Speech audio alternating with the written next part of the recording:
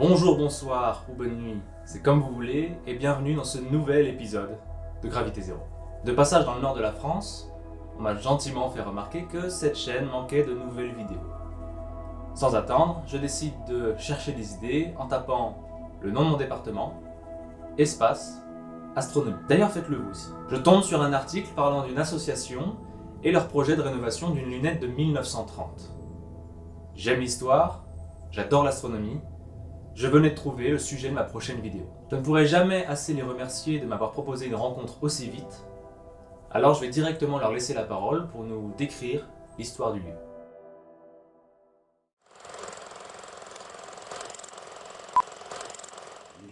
Alors, c'est une ferme de famille en fait, une ferme qui appartenait à une famille qui a été rachetée par le propriétaire d'avant qui s'appelait Monsieur Mastrando, et ce monsieur, donc il avait racheté la propriété qui était une maison secondaire en fait.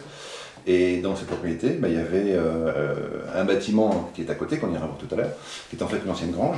Et le propriétaire, dans les années 1930, était passionné par diverses choses, la photographie, mais aussi l'astronomie. Et il avait décidé d'acheter du matériel astronomique. Donc il avait d'abord une petite lunette, transportable, et puis il a voulu un petit peu étoffer son plaisir d'observer, donc il a acheté un instrument beaucoup plus gros. Il a acheté une lunette dont la lentille fait 160 mm, donc 16 cm. Et c'est un instrument qu'il a installé sur une grosse monture, sous une coupole, donc c'est vraiment un observatoire, qui a été installé, malheureusement on n'a pas la date exacte, il n'y a pas d'archive familiale, donc c'est dans les années 1930, 35, 36, dans ces eaux-là, donc c'est quand même pas tout jeune. Cette lunette elle a été utilisée jusque dans les années 1950, 53, le propriétaire, donc Charles Lestra, est décédé en 1953. Son épouse a continué à faire des visites, elle n'observait plus, mais ça a toujours été ouvert, aux familles, quelques amis. Madame Lestra est décédée en 1973. À ce moment-là, la propriété a été vendue donc, à un descendant de la famille qui donc a repris la propriété, qui l'a entretenue. Il a fait le nécessaire pour entretenir la construction, c'est-à-dire la coupole, qui a été plutôt bien entretenue. Par contre, l'instrument, lui, n'était plus utilisé. Donc, malheureusement, avec le temps et l'âge, l'oxydation a fait son travail et l'instrument était complètement bloqué. Avec un ami, moi j'ai découvert cette lunette en 2009. Elle n'était absolument pas utilisable parce qu'elle était complètement bloquée. Alors elle était en parfait état mécanique, c'est-à-dire qu'il n'y avait rien de cassé, sauf qu'elle était recouverte de rouille, elle ne bougeait plus, donc on ne pouvait plus observer avec. D'où l'idée de créer une association. Donc cette rencontre a eu lieu en 2009, il a fallu un petit peu de temps pour maturer le projet, et l'association a été créée en juillet 2012. Donc on a créé l'association Thury Observatoire, qui avait pour projet donc, de restaurer la lunette et surtout de la mettre en valeur. Donc c'est ce qu'on a fait en 2013. L'année d'après, on a démonté la lunette, ça nous a pris un week-end, c'était relativement rapide. On pensait mettre 1 an pour la restaurer, on a mis 2 fois plus, on a mis 2 ans. Donc ça s'est plutôt bien passé. Il y avait un fil conducteur qui était, on démonte, on garde à l'identique, on veut vraiment remonter la lunette exactement comme elle était lorsqu'elle a été installée en 1930. Donc pas d'ajout de choses modernes, nouvelles. Si jamais il y a une casse, on essaie de réparer. Enfin, il faut vraiment que tout soit à l'identique. Le projet a été, on a validé l'ensemble du projet, à savoir qu'à la fin, effectivement, tout était d'origine, sauf une petite pièce, une petite clavette qui était à l'intérieur. Bon, c'était pas très important. Déjà, à partir de là, vous comprenez la démarche. Et vous devez comprendre aussi qu'aujourd'hui, cet instrument est entre de bonnes mains. En fait, ça répond à mon souhait. Quand j'ai acheté cette maison, tout de suite je me suis posé la question de c'est un élément de patrimoine, mais c'est pas quelque chose qui m'intéressait à titre personnel pour le garder pour mon propre usage. Donc d'ailleurs, quand j'ai discuté avec les précédents propriétaires, le fait qu'il y ait une association qui déjà exploite quelque part, entre guillemets, cet observatoire et cette lunette, pour moi était important. Parce que ce que je voulais, c'est bien sûr le caractère original de cette propriété avec cet observatoire, mais aussi que ce soit quelque chose qui soit mis en valeur pour faire de la vulgarisation, pour promouvoir tout ce qui est scientifique. Et c'est pour ça aussi que j'ai voulu acheter ça. Maintenant, en tout cas, vous l'avez compris. C'est vrai qu'on pourrait se demander, vous êtes là avec un ami, vous découvrez un tel objet, qu'est-ce que vous faites? Vous le gardez pour vous, ou comme dans ce cas-là, vous décidez de le restaurer afin, principalement, de le rendre accessible au plus grand nombre. Donc lunette astronomique, c'est pas un télescope, Il n'y a pas de miroir, c'est un instrument, c'est un petit peu comme une longue vue, on va dire. Donc vous avez tout en haut là-haut un jeu de lentilles, on appelle ça un doublet. Donc c'est la fameuse optique André Couder, avec une taille de 160 mm.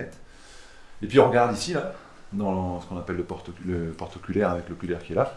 Donc ça c'est un oculaire, un petit jeu de lentilles qui permet de regarder. Alors on change des oculaires comme ça, on en a plusieurs, et en changeant d'oculaire, on change de grossissement. Vous connaissez ça. Donc ça permet d'obtenir des amplifications différentes. La lunette est posée sur une monture qui est assez compliquée. C'est ce qu'on appelle une monture équatoriale. Alors quel est le principe? Le principe c'est tout simplement que comme la Terre tourne, si on veut regarder longtemps un objet, il faut rattraper, il faut que l'instrument tourne pour suivre l'objet. D'où le principe ici, vous avez cette monture assez complexe avec un axe ici, qu'on appelle l'axe horaire, il est dirigé vers l'étoile polaire. Donc on a un petit moteur qui est ici, et puis avec une cascade de pignons ici, on va entraîner cette grande roue ici, là. Et en fait, cette roue, si on laisse le moteur tourner, cette roue va faire un tour en 24 heures. Ça rattrape la rotation de la Terre sur elle-même en 24 heures. Et donc ça va entraîner le télescope ou la lunette. C'est le principe aussi pour les télescopes, c'est pareil. Donc c'est le principe de la monture équatoriale. Donc on a le mouvement ici en axe horaire et le mouvement dans l'autre sens delta ici. Voilà. Alors c'est très gros, c'est lourd, mais ça bouge très bien, elle est assez souple. Alors il y a beaucoup d'inertie parce qu'elle est très lourde, mais ça tourne très très bien, vous voyez, ça bouge dans tous les sens, vous voyez. Et quand on l'a remonté, on a fait attention à bien graisser tout ça. Elle est en parfait état, oui, de fonctionnement. Un petit repère, s'il y a des astronomes amateurs qui regardent notre chaîne, en France, on a deux grands observatoires. On a le Pic du Midi, dans les Pyrénées, et puis on a l'OHP, l'Observatoire de Haute-Provence, qui a un gros télescope de 1,93 m. Il est assez connu parce que c'est quand même là qu'on a découvert la première exoplanète, en 1995. Donc les Américains, il y avait une course effrénée au niveau mondial, les Américains étaient dessus, les Français aussi, et en fait ce sont les astronomes suisses qui utilisaient le 1,93 m de l'OHP et qui ont découvert la première exoplanète. Alors pourquoi je vous parle de l'OHP, du 1,93 m? Tout simplement parce que le miroir de 1,93 m, il a été taillé par André Couder.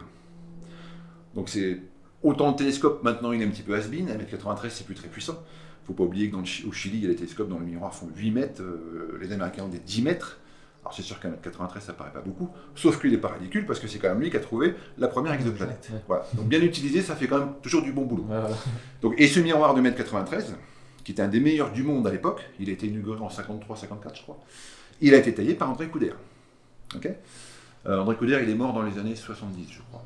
Et la lentille qui est là-haut, elle a été taillée par ce monsieur André Couder. Donc on a une chance exceptionnelle, c'est que cet instrument qui était un instrument d'amateur, quand on l'a restauré, on ne s'attendait pas à avoir cette nouvelle incroyable, c'est que la lentille qui est là-haut, elle a été taillée par l'un des plus grands opticiens mondiaux de l'époque. Donc c'est un instrument qui est évidemment très très bon sur tout ce qui est planétaire, on voit qu'il y a beaucoup de focales, donc ça se prête à des grosses amplifications, à des objets plutôt brillants. Magnifique sur la Lune évidemment, magnifique sur les planètes, on a fait des observations extraordinaires sur Uranus et Neptune, donc c'est des petits disques minuscules qu'on voit facilement avec n'importe quel télescope. Mais là, cet instrument étant tellement taillé pour ça, qu'on a vraiment un petit confetti qui est extrêmement net. J'ai jamais vu Uranus aussi net. J'ai déjà vu Uranus dans des télescopes de 300, 400, 500 mm, donc bien plus puissant que ça, mais j'ai jamais vu aussi net. Et là, vous voyez la subtilité, c'est-à-dire qu'elle est peut-être moins brillante là-dedans que dans un 500. Par contre, dans un 500, elle est un petit peu floue, j'exagère évidemment. Mais là, vous avez une découpe du disque de la planète sur le fond de ciel qui est exceptionnelle. C'est vraiment extraordinaire. C'est vraiment, moi ça m'a marqué, vraiment, c'est très bien. En ciel profond, évidemment, c'est pas là qu'elle est la meilleure, parce qu'elle n'est pas très puissante quand même. On a qu'une lentille de 16 cm. Bon, pareil, les télescopes de 20 ou 30 cm, évidemment, elle a moins de lumière. Mais elle rattrape un petit peu ça, ce petit handicap qu'elle a au niveau de l'ouverture, elle le rattrape avec une grande focale qui lui donne beaucoup de contraste. Donc quand on regarde des galaxies, si par chance ce sont des objets assez contrastés, on les voit presque un peu plus brillants qu'ils ne sont vraiment. Grâce à cette hausse du contraste. C'est un instrument absolument fabuleux, mais qui nécessite un savoir-faire pour le manipuler, notamment pour faire des observations du ciel profond. Moi j'avoue très humblement que la Lune je maîtrise. J'ai essayé une planète ou deux, ça va. Mais par contre, le ciel profond, il faut savoir où viser. À propos de la coupole, si vous êtes déjà rentré dans une coupole moderne, vous avez déjà vu ces, allez, on va dire, 4 boutons, ouverture du cimier, fermeture, et rotation dans un sens et dans l'autre de la coupole en elle-même. Eh bien, dans les années 30, on était un peu moins fainéants. Alors maintenant, plus sportif. Ouais. Donc pour tourner la coupole, évidemment, c'est pas électrique, c'est à la mano. Donc c'est un gros levier. Ah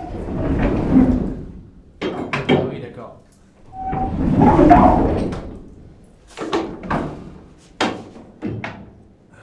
C'est pas le bon truc là.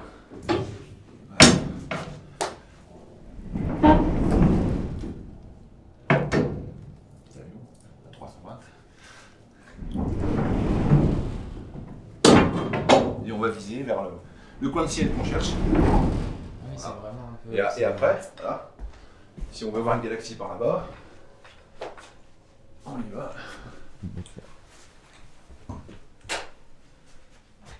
Voilà, je me mets là comme ça. Alors il faut penser toutes les 15-20 minutes. Le moteur va tourner, donc la lunette, elle va tourner comme ça. Donc si au bout de 15-20 minutes on n'est pas attentif, qu'est-ce qui va se passer ? La lunette va viser dans la coupole. Donc régulièrement, toutes les 15-20 minutes, eh ben, il faut aller donner un petit coup de levier. Voilà. Mais ça, on s'en rend compte. C'est un instrument des années 30, et la coupole qui va avec. Face aux instruments d'aujourd'hui, comme les gros télescopes des agences spatiales continentales et gouvernementales, on pourrait se dire que sa contribution à la science moderne n'est que modérée. Mais dites-vous que cette contribution scientifique est loin d'être ridicule, et que surtout pour l'époque, on parle d'un instrument appartenant à un particulier, et que l'un des premiers pas de la science astronomique passe par la photographie, ici argentique. On mettait ici une plaque photo. Ah bah là on Vous voit voyez ? bien d'ailleurs. Voilà, on voit le jour là. On voit le ciel. Et voilà, tout à fait. Donc on mettait une grosse plaque photo. Alors il y avait un noir ici pour, comme c'est des photos sensibles, pour ne pas l'exposer, pour ne pas la brûler. Et on faisait une photo, tout simplement, une photo du ciel à champ large. Est-ce qu'il a fait des photos ? On ne sait pas. Malheureusement, encore une fois, il n'y a pas d'archives. Donc est-ce qu'il en a fait ? Peut-être oui, peut-être non, on ne sait pas malheureusement. Mais il avait de quoi faire des photos à champ large, s'il voulait faire un petit peu de photos. D'accord. Qu'est-ce qu'il a fait comme travaux ? Pareil, malheureusement, on ne sait pas. Il avait vraiment tout ce qu'il fallait pour faire... Alors à l'époque, dans les années 30, les amateurs participaient souvent à des campagnes d'observation, de mesure d'écartement des étoiles doubles. Et on a retrouvé dans les accessoires de la lunette, on a retrouvé des oculaires spécialisés qui permettaient de mesurer justement l'écart angulaire qu'il y avait entre les étoiles doubles. Avec un système assez compliqué. On a ici, oui, ce qui est là. On a en fait un plus et un moins. Et ce truc-là éclairait, je ne sais pas si je vais le retrouver. Voilà. Ça fait un peu matériel de dentiste. Donc ce truc-là était à l'intérieur du tube. On a une petite pastille ici qui fait une espèce de miroir. Et donc on a une petite ampoule qui éclairait ça. Et ce rétroéclairage, ça permettait de rétroéclairer l'oculaire ici. Donc la petite lumière était réfléchie par ça, qui rétroéclairait les graduations d'un oculaire ici. Et les graduations étant légèrement illuminées, on pouvait déterminer l'écart angulaire qu'il y avait. Vous aviez dans l'oculaire une espèce de règle, et cette règle permettait de mesurer l'écartement qu'il y avait entre deux composantes d'une étoile double. Est-ce qu'il l'a fait ? On ne sait pas. Moi, je fais partie de la Société astronomique de France, la SAF. Charles Lestra faisait partie de la SAF. Il y avait une habitude, une tradition qui était que lorsqu'un membre de la SAF faisait des travaux intéressants, il faisait des comptes rendus. La SAF avait des formulaires. L'amateur remplissait le formulaire numéro 1, des observations que lui faisait, et il refaisait le même en numéro 2 qu'il envoyait à la SAF. Donc si Charles Lestra avait fait des observations d'étoiles doubles, j'aurais dû retrouver dans les archives des comptes rendus et j'en ai pas retrouvé. Donc, est-ce qu'il en a fait, il n'en a pas fait, est-ce que oui, non, est-ce que c'était perdu ? Je ne sais pas malheureusement. Il avait un super matériel pour le faire. Ce que vous voyez là, dans les années 30, c'est du matériel quasiment professionnel. Hein. Déjà aujourd'hui, c'est quand même, c'est pas commun de voir du matériel comme ça pour un particulier, pour un amateur.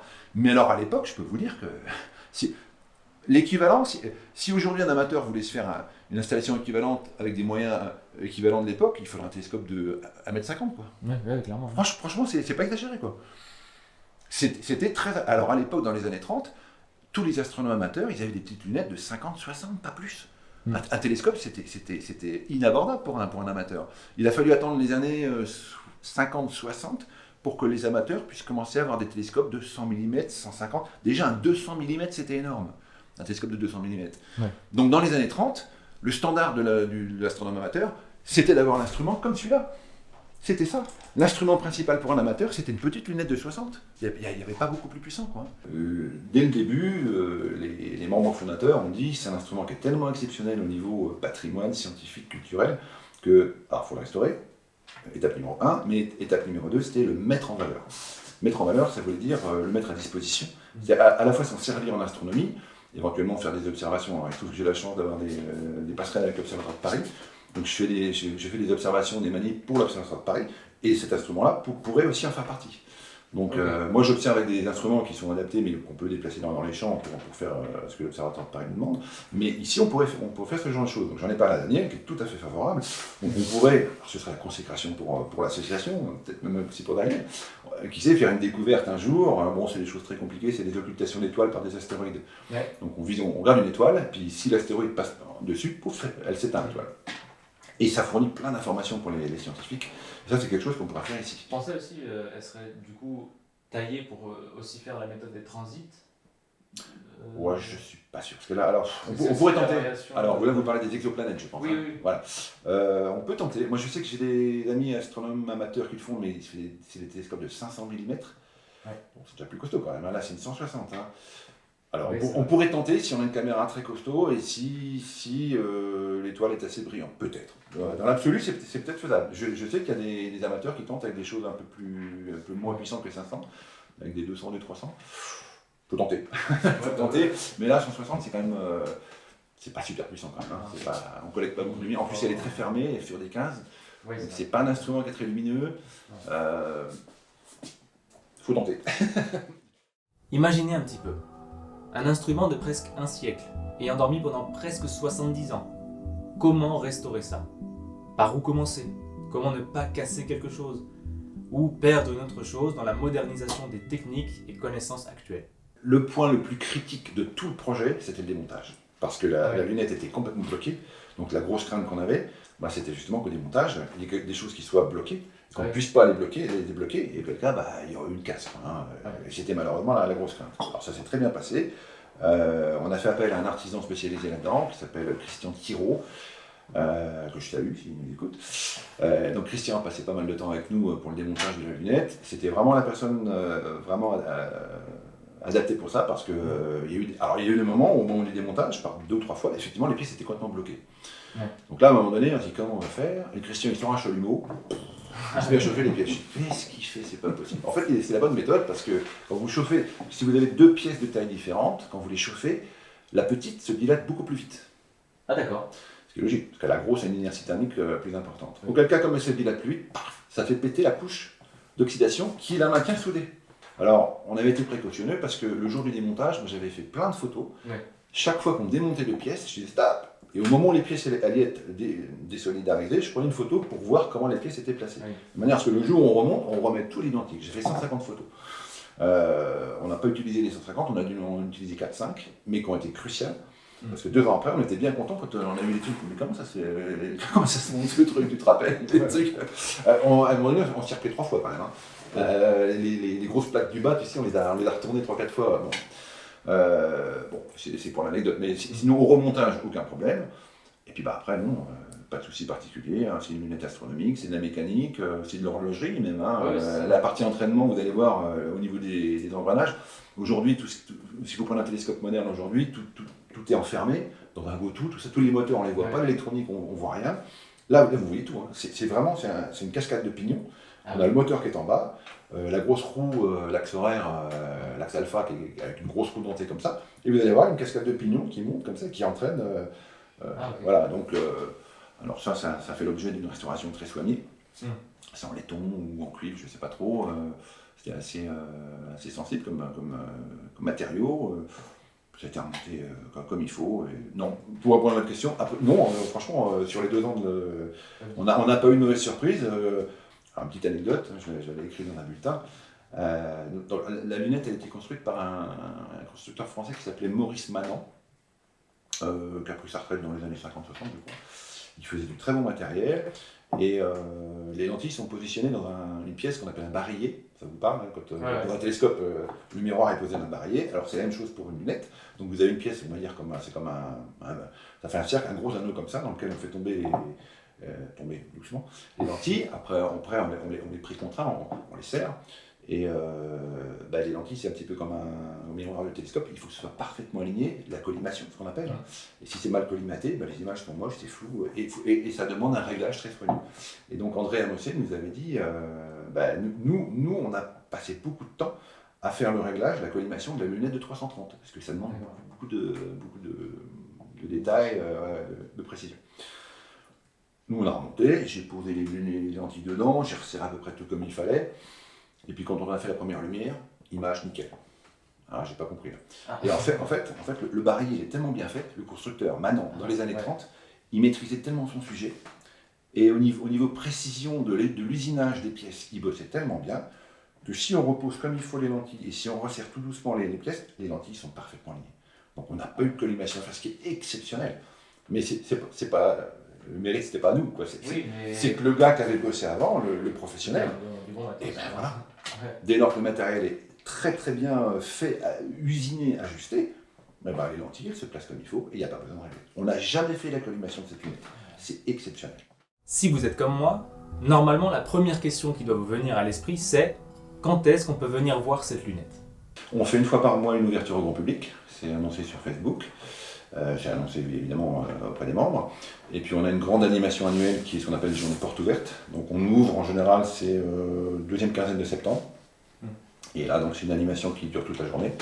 On accueille le public à 14h, donc on fait visiter évidemment la coupole pour montrer aux gens l'observatoire, la coupole. Il y a aussi une deuxième petite lunette qui est une lunette transportable, la fameuse dont je parlais tout à l'heure, le monsieur Charles Estra, au début quand il a commencé à observer, il avait une lunette plus simple qui est de 95 mm. Ouverture de 9 cm 5. Un instrument qui est absolument magnifique aussi, qu'on a restauré aussi. L'association a aussi restauré la lunette de 95. On est sur Facebook, la soirée d'observation. Ouais. C'est simplement pour que les gens puissent venir profiter de la lunette, voir de ce qu'il y a à voir à ce moment-là dans le ciel. Si toutefois on a un ciel qui s'y prête, voilà, on est quand même dans le nord. Et puis le 25 septembre, on fait notre porte ouverte annuelle, donc tout l'après-midi. On va diffuser aussi sur le site Facebook. Moi j'appelle régulièrement, avant les journées portes ouvertes, j'appelle le courrier Picard, qui nous relaie systématiquement, qui font un petit truc pour dire que ce week-end-là il va y avoir ça dans votre coin. Donc ça nous amène quelques personnes. Parfois je demande aux gens qui viennent comment ils ont su, ça me permet de savoir. Donc je sais que par le courrier Picard ça fonctionne. Okay. Et puis on met des affiches traditionnelles, ça. On reste traditionnel. En même temps, on veut s'ouvrir aux gens, on veut montrer et pouvoir faire profiter de la lunette au grand public. Vous vous en doutez, si vous regardez sous cette vidéo, vous trouverez dans la description un lien qui dirige directement vers la page Facebook de Thury Observatoire. Vous y trouverez toutes les informations nécessaires. Personnellement, la chose que je peux faire moi, c'est de vous encourager à aller faire un tour sur cette page. Même si vous n'êtes pas de la région, n'hésitez pas à liker et à partager. Vous l'avez entendu, le projet continue et la vulgarisation que peut apporter une telle démarche mérite un soutien digne de ce nom. Parallèlement, n'hésitez pas non plus à liker et à partager cette vidéo si vous l'avez appréciée. Ça me permettra de voir si l'idée de donner la parole à des associations ou des clubs qui ont quelque chose à dire ou à montrer vous intéresse vous aussi. J'aimerais remercier Guillaume, Daniel, Gilles et toute l'association d'avoir ouvert les portes de Thury Observatoire à mes caméras. Et j'aimerais aussi remercier Stéphanie, Arnaud et Alexis de m'avoir accompagné et aidé dans cette aventure. En tout cas, c'est tout pour moi et je vous dis à la prochaine pour un autre épisode de Gravité Zéro.